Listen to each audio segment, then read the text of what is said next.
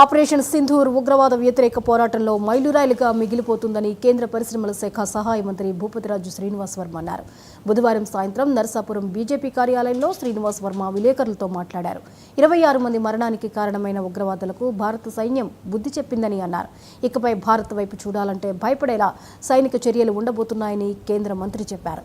కేంద్ర ప్రభుత్వం తీసుకునే ఏ నిర్ణయానికైనా భారతీయులంతా మద్దతు పలకాలని శ్రీనివాస్ వర్మ కోరారు. పాక్ ఆక్రమిత కాశ్మీర్లో ఉగ్రవాద శిబిరాల మీద దాడి చేయడం నరేంద్ర మోడీ గారి నాయకత్వంలో భారత ప్రభుత్వం తీసుకున్నటువంటి ఒక సాహసోపేతమైనటువంటి చర్య.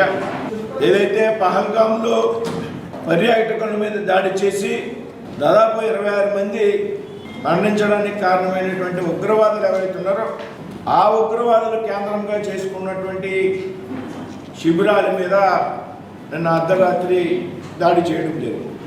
ఏదైతే పాక్ ఆక్రమిత కాశ్మీర్లో ఉగ్రవాద శిబిరాల మీద మాత్రమే భారత్ దాడి చేయడం జరిగింది.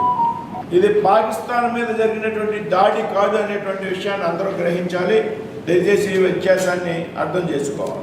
నరేంద్ర మోడీ గారు అధికారంలోకి వచ్చాక, ఎన్డీఏ ప్రభుత్వం కేంద్రంలో అధికారంలోకి వచ్చాక ఆయన ఆధ్వర్యంలో దేశ రక్షణకు ప్రథమ ప్రాధాన్యత ఇవ్వడం జరుగుతాం. కాశ్మీర్లో ఆర్టికల్ 317 రద్దు చేసి, ఆర్టికల్ 35A రద్దు చేసి, ప్రజాస్వామ్య పద్ధతుల్లో ఎన్నికలు జరిపి ప్రభుత్వాన్ని కూడా ఏర్పాటు చేసినటువంటి ఘనత నరేంద్ర మోడీ గారిది అనడంలో ఏమాత్రం కూడా సందేహం లేదు. పాక్ ఆక్రమిత కాశ్మీర్లో ఉగ్రవాద శిబిరాల మీద దాడి చేయడం నరేంద్ర మోడీ గారి నాయకత్వంలో భారత ప్రభుత్వం తీసుకున్నటువంటి ఒక సాహసోపేతమైనటువంటి చర్య. ఏదైతే పహల్గాంలో పర్యాటకుల మీద దాడి చేసి దాదాపు 26 మంది మరణించడానికి కారణం. ఏపీ తెలంగాణలో 2 ఏళ్ల